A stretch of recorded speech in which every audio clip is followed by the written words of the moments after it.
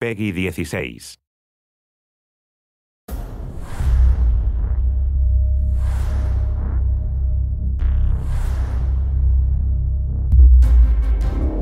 The opportunity to work in the Batman universe is a real privilege. There's a huge level of expectation. You want to create something that stands up with all of this other great fiction and Batman lore that's been told over the years.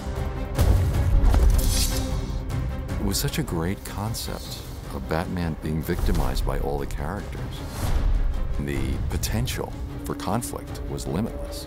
You will die. I think the stakes are much higher here. Joker has a lot less to lose. He was sick in the head before, but now his body is sick as well. I've just had a horrible thought. We could both actually die here tonight. The whole series is kind of like living in this crazy, dark world where you don't really know who's really a good guy anyway. You must show you are willing to take a life. It's got a really fantastic, gritty flavor to it. This game is totally badass. Writing a story for a game is completely different, I think, to writing a story for a film. We're regularly writing hourly crescendos in our story to keep people playing, to keep them interested. And then obviously the long-term story arc, you know, Batman's poisoned, what's going to happen, he's dying, Joker's dying, where's this going? If you wanted to be cured so badly, you only had to ask. Great thing about Batman's Rogues Gallery is that everyone's a bit different, everyone's out for their own end, and all those things they're trying to achieve are slightly different. Bring out the defenders! What got us excited is what if you have this huge district of Gotham and then you put all of these supervillains into it. That was where the genesis of the story was. You will regret what you did, Mr. Cobblepot. To tell a classic complex Batman story in this huge open world we created is obviously a bit of a problem because, you know, we never know where the player's going to go. One of our solutions was to develop the surveillance system so that at any point you can listen into conversations that are happening live around you.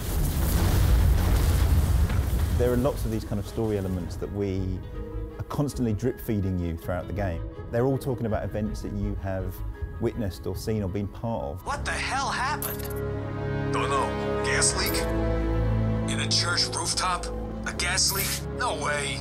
We'll write a ton of stories around the main story because we want to make sure that everything's consistent. So we go in and we'll write a story about Penguin. How did he get there? What was he doing before he came to Arkham City? Where does he go after Arkham City? And we'll do that for every character.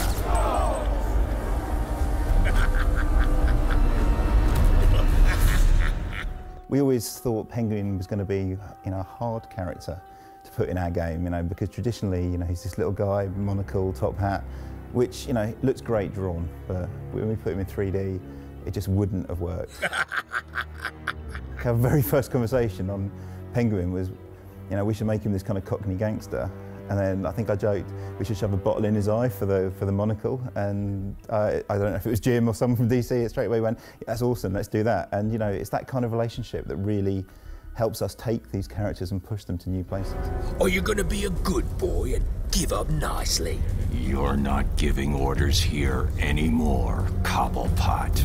Anyone who's finished Arkham City will know that, you know, it doesn't end well for Harley Quinn, and you know, she's now got a bit of an axe to grind with Batman. Surprise, B-Man! With the DLC, it's enabling us to tell the story of Harley Quinn's revenge that follows shortly after the events of Arkham City. The player actually switches roles between Batman and Robin, the two kind of working cooperatively. You're late, Batman. Late, late, late. We spent so long working on the mechanics, working on how to tell stories, building the characters, you know, building this playground. We could almost be more ambitious and create a storyline that ties up loose ends and really makes sense in our universe.